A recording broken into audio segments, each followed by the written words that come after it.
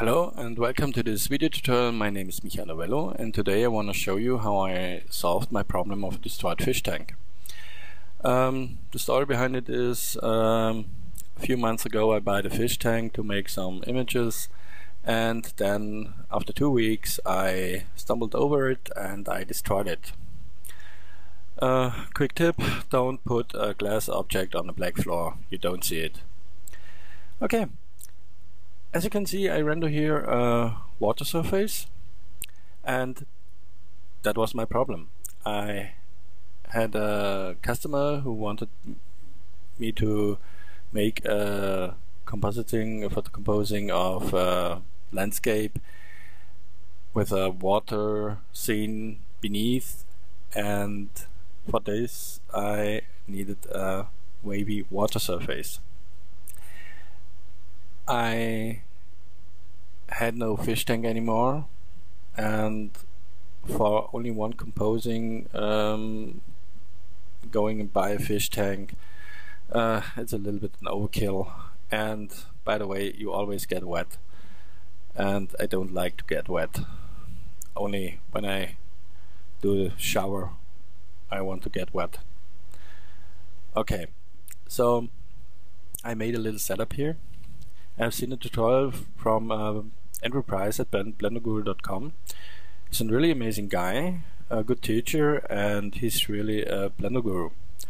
So I remembered the tutorial of Enterprise and I decided, okay, I can make it too. So I made a little setup. You can see here, you can see the domain. The domain settings are really simple, a resolution of 200. On the final image it was, I think, about 250. The time is 10 because it's a 10-second animation and I wanted to have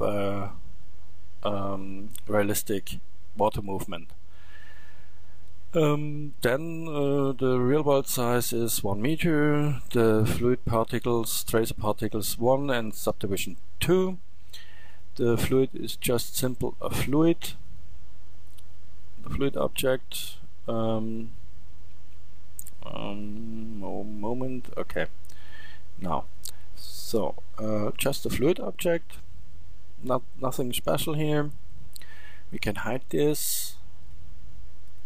So, and then I have an obstacle object here.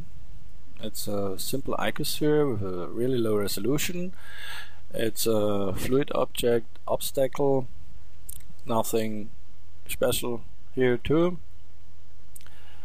Then I have 2 lights, one on the right side, one on the left side. One on the right side is a little bit stronger with a strength of 10. This one has a strength of 2. The world settings, it's just a sky texture, and then I have made an animation of 10 frames. I put the icosphere into the water, and then I baked the simulation and I did a render. Now we search one frame which is looking good. I think here let's look through the camera. Okay, I think that's a cool frame. Let's see, we have which one? This one. Okay, take this one. So the render settings are full HD, samples 800, full global illumination, and nothing special. Okay, I have put a border in there, border frame here, Ctrl B, and then you can make a frame and only the frame will be rendered. For my final image I used a much higher resolution. I think it was something about 4,000 or 5,000 pixels because my for the composing was on this resolution, so I needed in the X I needed something about 5,000 pixels. Yeah, that's it.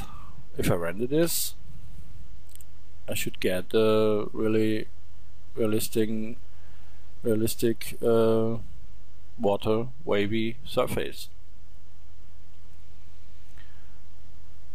That is how I solved my problem of my destroyed fish tank. And that is what I use Blender for.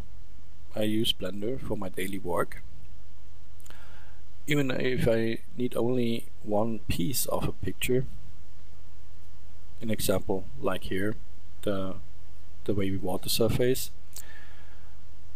and it's looking really cool, it looks really realistic, and if you do some composing you can see it's an artificial water or it's real water. So use it in your composings.